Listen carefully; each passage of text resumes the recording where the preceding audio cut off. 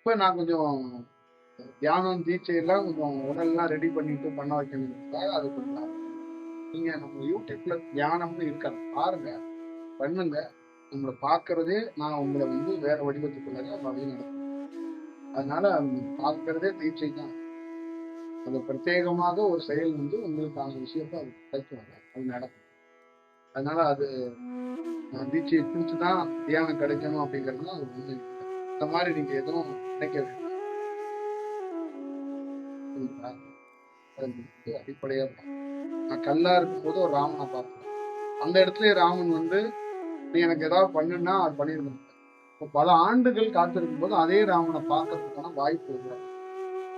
இப்ப எப்படின்னு பார்த்துக்கணும். இதோடைய வருஷம் தான் ராமேஸ்வரத்துல இருந்து நான் ஆன்மீகத்தை எல்லாம் பண்றேன்.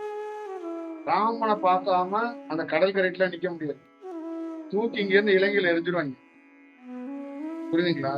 அங்கெல்லாம் போய் ஆன்மீக விடுதலை எல்லாம் நம்ம அதெல்லாம் கொடுக்க முடியாது. ஆன்மீக விடுதலைங்கிறது என்னன்னு பேய்களை வந்து போய்வான்னு அனுப்புறது. மனுஷன் இல்ல, மனுஷனே சொன்ன பேச்சு கேட்க மாட்டா, பேய் கேட்குமா? அதுதான் விஷயம். இப்ப பேய் கிட்ட போய் ஒருத்தவங்க வந்து என்ன அவங்க அதெல்லாம் சப்சாடமா நின்றுவாங்க. அதுக்கெல்லாம் நேராக ஒரு நல்ல உயர்ந்த தியானத்துக்குள்ள நீங்க போனீங்கன்னா அது பேயா பார்க்காம அது ஒரு அலைவரிசையா இருக்கும். நீங்க இப்ப எல்லாருக்குள்ளயும் ஒரு பாயிண்ட் ஆஃப் ஒவ்வொரு கருத்தும் ஒரு ஒப்பீனியன் அது இல்லை.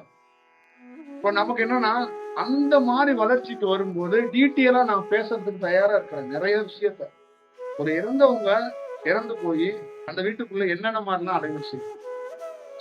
இப்ப ஒருத்தருக்கு உங்களுக்கு செய்வனை பண்றாங்க, இந்த மாதிரி பண்றாங்க, அந்த மாதிரி பண்றாங்க, அதோடைய அலைவரிசை இந்த மாதிரி. இது எல்லாத்தையும் பேசுறதுக்கு நாம தயாரா இருக்கிறோம். ஆனா அதுக்கு போதிய மக்கள்கிட்ட அந்த வளர்ச்சி. அப்ப நான் பேசுறது எல்லாமே ஒரு படம் நின்றுடும். அதுக்கு கொஞ்சம் பெட்டர்மெண்டா ஆனாதான் பேச முடியும். அது தேவைப்படும். அதனாலதான் வந்து சில விஷயத்த நம்ம வந்து அதை கொஞ்சம் வேற மாதிரியே சொல்ல வேண்டியது.